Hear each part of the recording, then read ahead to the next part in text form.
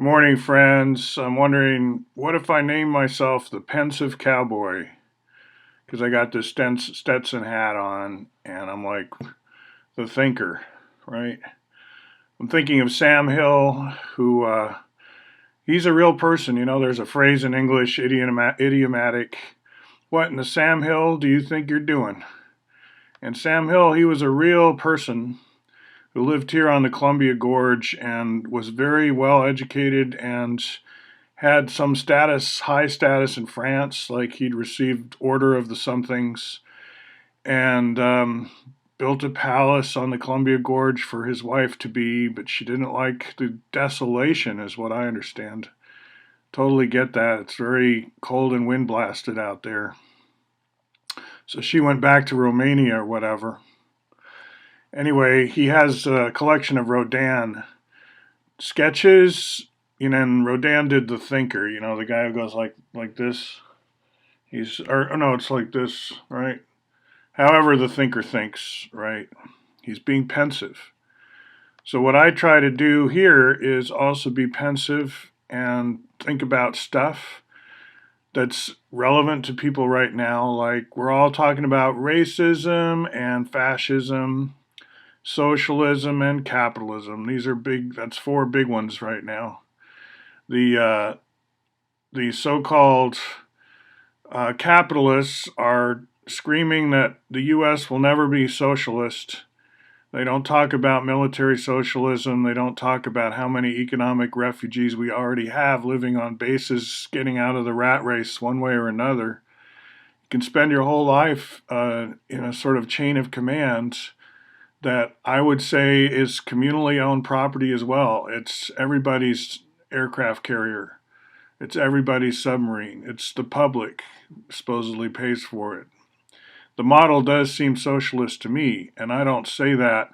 I respect it. I'm not trying to be a put down guy here. I mean, I respect it in the sense that here's a way humans have evolved or developed a branch of human society that's all militarized, and that's how they seem relevant, right? Because they're protecting us and protecting democracy.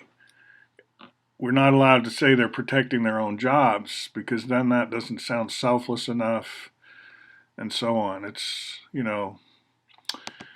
So you could say the whole world has a huge military socialist component. Just combine all the militaries in your mind, and we pay that military to fight itself, right? War games, occasional hot wars. It's a way we have of taking care of mostly males and then pitting them against each other when we feel that's necessary. I think it's a cruel system, and I think that logistics capability that we have in the military could be put to better use in terms of helping other refugees helping refugees. An economic refugee is not some special category because economics means everything. Like if your back's against the wall and you're sleeping out on the sidewalk, you're an economic refugee. If someone in a gang comes along and shoots you while you're sleeping, I suppose that made you, in retrospect, another kind of refugee. But sometimes it's too late, right? It's like, let's start with all of us are global university students. And as such, a lot of us are also refugees. And the strength of our curriculum we will measure objectively in terms of the living standard of your average global university student, which has been increasing. And literacy's been increasing, and it's not all bad what's been going on. Let's forget good and bad for a little while. I do like the Genealogy of Morals by Nietzsche, but I haven't read it in a while. But I believe he uses the terms master and slave, and that's what got me into trouble on a physics list where I mentioned the energy slave meme from the 1940s. And that kind of led to people blowing up because how insensitive to use the word slave in any context. But then what context? Because, like, I subscribe to slavery today, and I think we need to talk about slavery as a contemporary phenomenon. Is it slavery when you're already paying the price of loss of freedom, like you weren't documented, they threw you in jail, And now they want you to go work out in the plantation harvesting crops as part of your sentence. But you're already being deprived of your freedom, and now you're supposed to work essentially for free, or what? What's the story there? So we should talk openly about slavery as not something that's behind us, but something that's very clever in terms of getting itself rebranded. Everyone's talking about human trafficking. So what's the slave angle there, right? I don't think we should use the word slavery in the past tense at all. I mean, we can, of course, to talk about past forms of slavery, but let's not pretend that slavery's over with. And by the same token, in my view, if you come across a engineering jargon where the word slave is used, as in a relationship between two hard drives, C drive and D drive, we would say that D is a slave to C. There's the master and the slave. And people are busy now rewriting the manuals to purge them of this insensitive chit chat. But I worry I think when bureaucracies scramble to candify and make more cosmetic various jargons, that can be a warning sign. That can be a sign of the unconscious at work.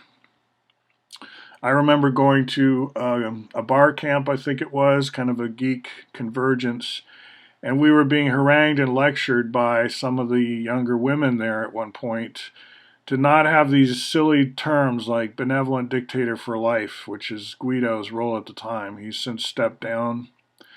But these whole flinging about of words like dictator, which are so charged, and it just felt so threatening. It kind of comes maybe from gamer worlds, because in gamer world we might have a game called Breakout, and you might have actual slaves in cages trying to break out, right?